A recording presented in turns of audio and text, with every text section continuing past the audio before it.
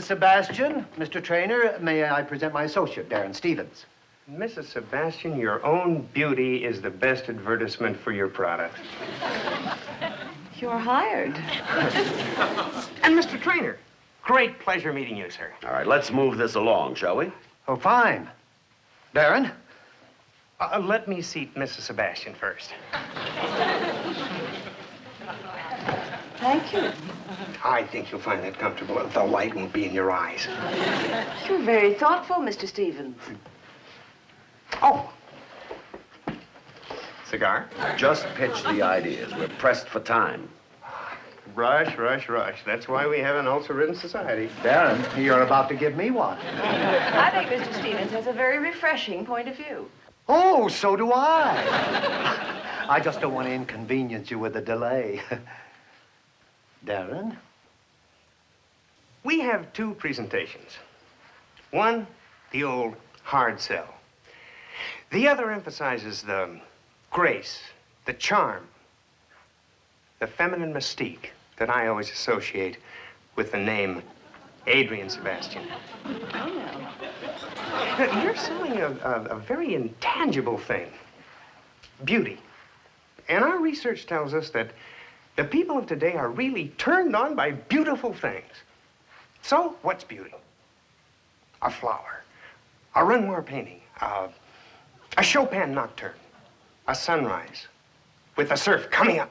A sales chart with a line going up. For heaven's sakes, Darrin, this is a business conference, not a philosophy seminar. I rather like it. So do I. I want a campaign that says you've got two choices. Use Adrian Sebastian products or be ugly. Oh, Charlie, that is pretty crass. Yes. Perhaps that is, shall we say, blunt. It sells. And I make the decisions, right, Adrian? Oh, yes.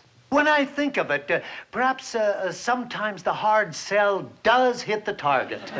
So far, we've had nothing but interruptions and detours. I think you're trying to cover up a lousy campaign. Not at all.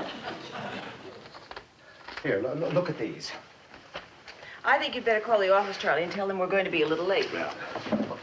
I'll dial it for you while you look at the first presentation. I'd rather do it myself. It'd be my pleasure. Darrin, put down that phone. Sorry, my apologies, Mr. Darrin, could I speak to you for a moment while I go over the ideas? Certainly, Larry. Excuse us. Of course. After you. Go ahead. No, please.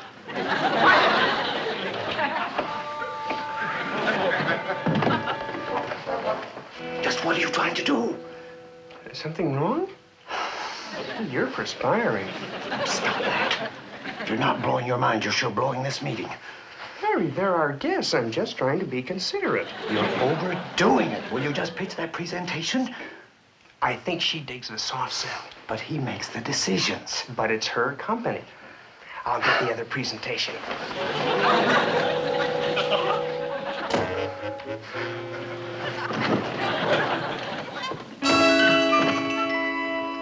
Darn. Here, I'll do that for you, Miss Stringer. Well, I can do it. It's just that it's so... I know, it's a messy man's job. I'm not knocked out by this, but it is hard sell, and that's what we want. I'm not sure, Charlie. I think we should look at Mr. Stephens' second concept. Well, maybe he can come up with a tough, hard sell with warmth. He has 10 seconds. And it bothers me seeing a pretty girl like you getting her fingers dirty. Very sweet of you. There's still a lot of chivalry left in the world today, Miss Stringer. Thank you, Mr. Darrin! I've got it right here, Larry. Tate, I've got a gut feeling that you and Sir Walter Raleigh here haven't got anything to interest us. Really, Charlie, Mr. Stephens was only showing common courtesy. Courtesy is a refuge of scoundrels and yes-men. I've got a feeling he's both. Adrian, we're running late. I think you're making a mistake, but it was a pleasure meeting you. Both.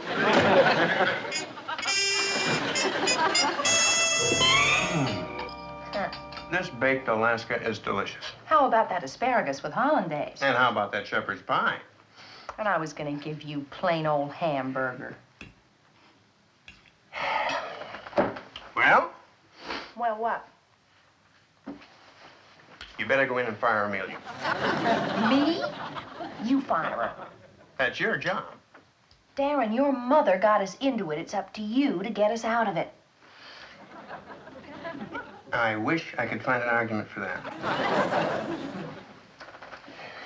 Be gentle.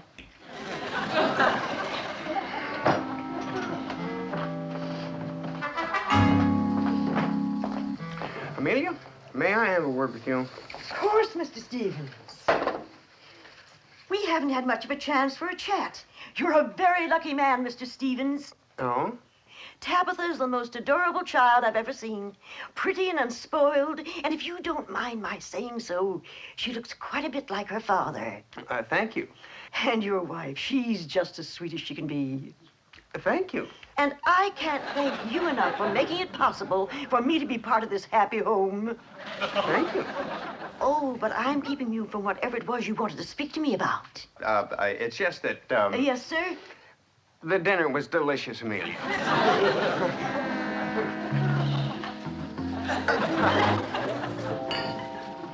Well? I can't do it. She loves it here. I'll see what I can do. Be gentle. Ever so humble, there's no place like home.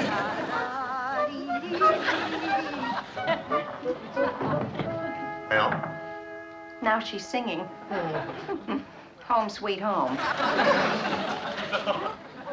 Sam, there's only one thing to do. Huh? First thing tomorrow morning, we'll fire her. After I leave for the office. Now then, what problem has that brute saddled you with? Through no fault of Darrin's, we have a maid. Whatever for? Oh, to do the housework and cook the meals and things like that. Samantha, you mean to say that you're paying someone to do what you could do with a snap of your fingers? Oh, how utterly, utterly immoral. It's Mrs. Stephens' idea. Oh, so Durwood's mommy wanted you to have a maid. Oh, how sweet. Mother, you're not helping. What I have to do is find a way to get rid of her. Oh, Samantha, you've been living this humdrum life too long. Simply turn the creature into a toad and put her out back. Mother, I would like a constructive suggestion. How about a destructive one? What you have in mind? This.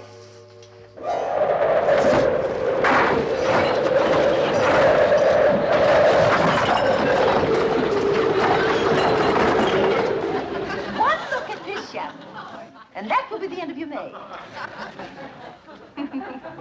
Oh, Mother, you're a genius. A bit overdone, perhaps, but a genius. Well, if you think that shows talent, wait till you see the kitchen. Oh, I'll take your word for it. Come on, let's go upstairs. I don't want to be around when Amelia gets home.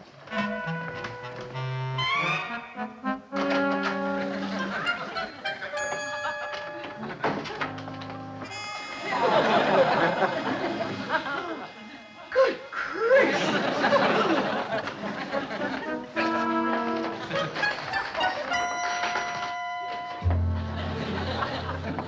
Leslie, I just know you're going to adore Samantha. We'll see.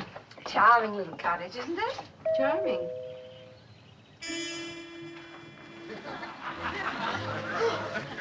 Good gracious! I've certainly got my day's work cut out for me.